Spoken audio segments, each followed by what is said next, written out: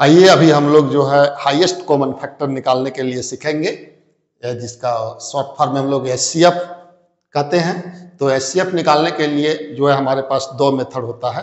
ये 6 class 7 class में इसको हम लोग सीखते हैं जनरली, इसके पहले भी बच्चे सीख लेते हैं। तो आइए सबसे पहले एकदम जो साधारण मेथड है उससे हम लोग शुरू करेंगे।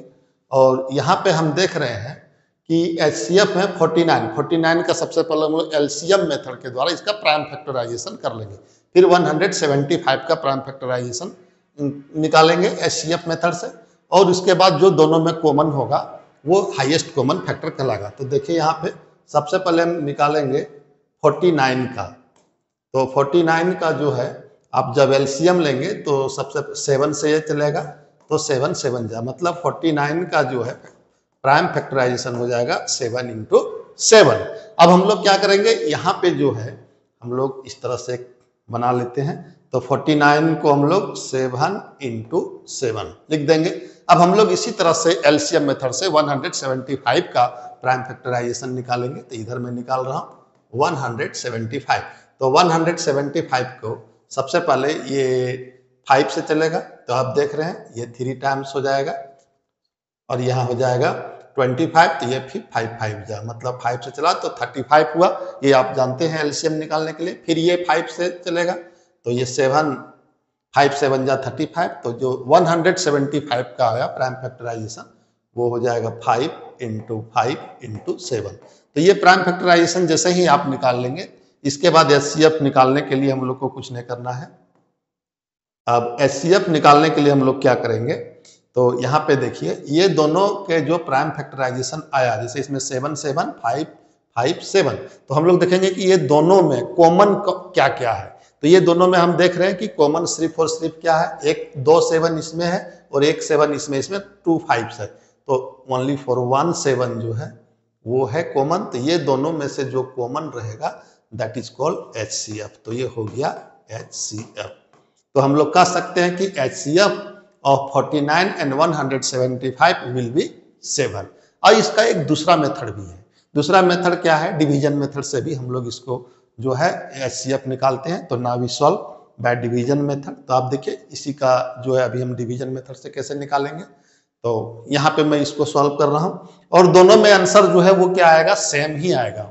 तो यहाँ पे देखिए डिवीजन मेथड से हम इसको यहाँ पे मैं सॉल्व करता हूँ। ये था आपका जो अभी वो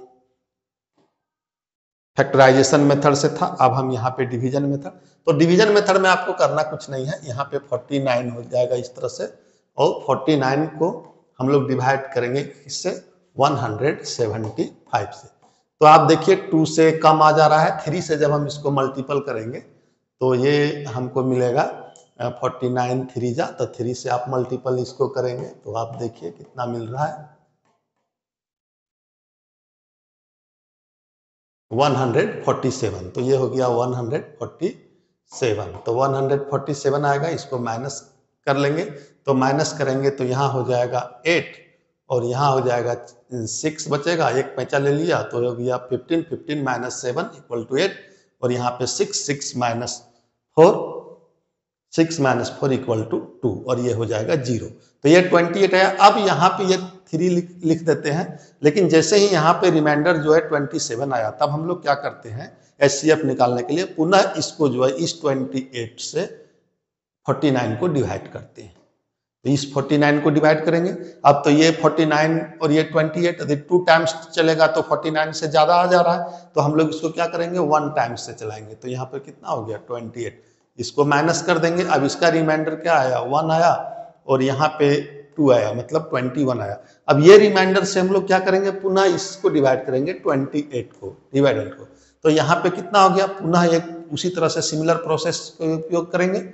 ये भी 1 टाइम्स चलेगा, तो यहाँ पे हो जाएगा 21, माइनस कर देंगे तो ये देखिए 7 आएगा, ये फिर 0 हो जाएगा। अब इस 7 से ये तब तक हम लोग इस तरह से प्रोसेस करेंगे जब तक कि रिमाइंडर 0 ना आ जाए। तो अब ये देखिए ये 7 आ गया, अब यहाँ पे आया 21, कौन वाला, ये वाला उठ के यहाँ आता है तो 21। तो ये 7 3 जा, अब यहाँ पे देखिए 21 आ गया, माइनस करेंगे ये 0 आ गया रिमाइंडर। तो जैसे ही रिमाइंडर 0 आया तो यहाँ पे जो टर्म होता है, यहाँ पे जो टर्म होता है वो कहलाता है एचसीएफ। जो लास्ट में यहाँ आएगा, जिसमें ये रिमाइंडर आएगा। तो ये इसमें भी देखिए HCF कितना आ गया, 7 आ गया, इसमें भी HCF कितना आ गया, 7 भी आता है। 2 मेथड से आप HCF निकाल सकते हैं, क्योंकि ये एक बहुत मतलब छोटे बच्चे के लिए इसको बहुत जरूरी है। तो ये HCF निकालने का मेथड था।